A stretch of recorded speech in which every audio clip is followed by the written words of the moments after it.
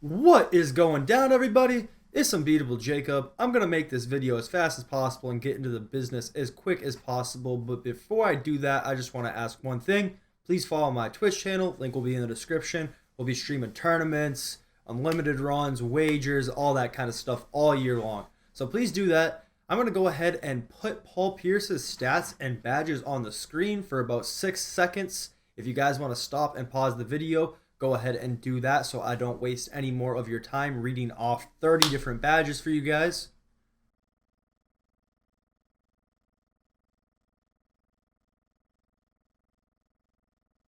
And now let's just kind of see what he's working with as far as dribble sigs, jumper, animations on layups, all that kind of good stuff goes.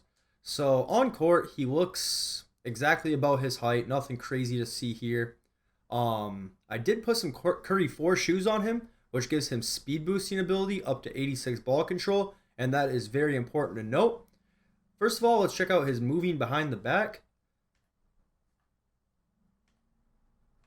Not super bad, not super great, not really glitchy or anything like that. You're going to be able to get a lot of good motions out of it, but I wouldn't recommend spamming it, kind of akin to like how people spammed like Giannis behind the back last year. Probably not going to want to go up the court doing that all the way, but it is a good move if you know you're in transition. Maybe you get a rebound or a steal right here. You're coming up this way. Maybe hit him with one coming that way and then one coming this way or something like that. But you're probably not going to want to spam that up too much. It's not super fluid. Let's check out his moving crossover here.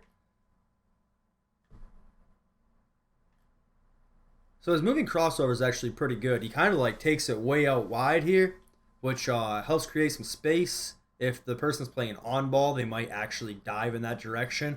So it's not a bad one at all. It's not game breaking by any means, but another good move to break out in transition if the opportunity is there. So as you can see, him comboing up the floor. I'm just gonna kind of try and put a few different things together here. Not too shabby at all. If you kind of want to spam behind the back, you can. It's not going to be amazing. If you want to spam maybe behind the back crosses, you can do that too. But at this point, the 2K21, kind of a thing of the past. So let's check out some of his half-court dribble sigs here. We'll go ahead and do a quick stop to see how that looks. Let me see if I can get a little more head of steam on this. Not too bad at all. He doesn't do any kind of freakish animations when you stop with him with L2. It's just kind of a quick 1-2 little hop step there, or hop drop, whatever you want to call it. Nothing too crazy. So let's check out his momentum cross. Pretty solid. I mean, the momentum cross is a great move this year. The momentum behind the back is a great move for a lot of players. His is not as good as some of the other players, but at the same time, the fact that he can even do it is a big bonus because at this stage in the game, most forwards actually can't. So that's actually a really good move, especially if you come off something like that. You can get quite a bit of space. So not too bad at all. Check out some of his size up stuff here. You just go up here. Nothing crazy. I don't even know the name of these size ups really yet or anything like that, but I don't think that's going to be anything that you're going to go to regularly. Maybe it will be in the future. I don't know. The cheese of this game has not really been discovered yet. His standing behind the back, kind of clumsy. Doesn't really create any space. You're not going to want to dance behind screens doing that really at all. Maybe once or twice and then put it into a momentum cross or something along those lines would be your best bet. So let's check out his jumper. I'm going to use the aim stick first, then we'll do a couple with the square button. Not really a square guy this year myself. I've had a lot more success shooting with this aim stick here. So, same animation is every other year for Paul Pierce. He can shoot corner threes. I don't really know if that's always been as big of an issue with Pierce as it was with like LeBron and Wiseman.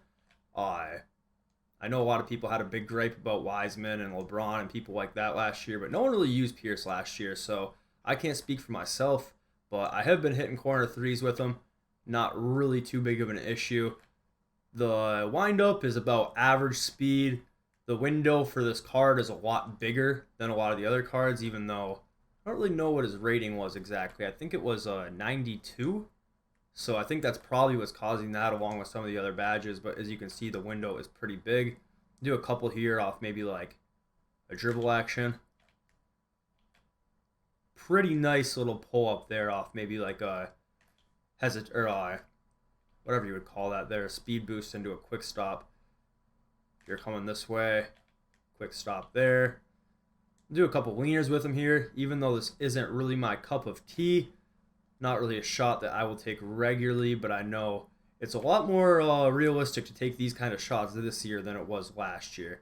So honestly, not too bad. Now that I'm doing this a little bit in freestyle, I think maybe I should be doing that more often. So we'll hit a couple with square here. I'll probably do it very poorly because I have not been shooting with square at all this year. Kind of a real standard jump shot for square that you'd expect from Paul Pierce. It's about the same as every other year, to be honest. So nothing too wild. Nothing really new anyhow to see as far as animations go for Paul Pierce. And let's take a look at some of his hop steps and way up packages he has here. The hop step's pretty dead this year, to be honest with you. Not really something that people are breaking out. It seems to get stripped quite a bit. So nothing too wild there.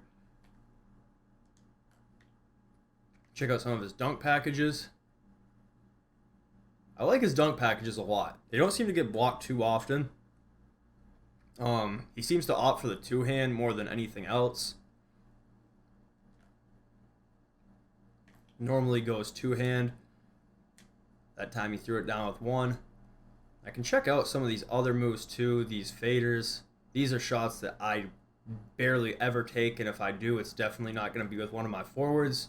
But it's there if you want to see it. So overall, pretty solid card. I think he'll be outdated relatively soon, but for this stage of the game, he's actually great. So, I mean, overall, I would recommend picking him up if you have the ability to do so. And I think the biggest thing to note about this card, if you do pick him up, is you're going to want to make sure that you can get that ball control up 3 points, whether that's with a shoe or a coach, to make sure that you are able to do that. And yeah, that's about it. Let me green 1-3 for my man DBG, or else the video wouldn't be right. And we're going to call that a day. Appreciate it, guys. Bye.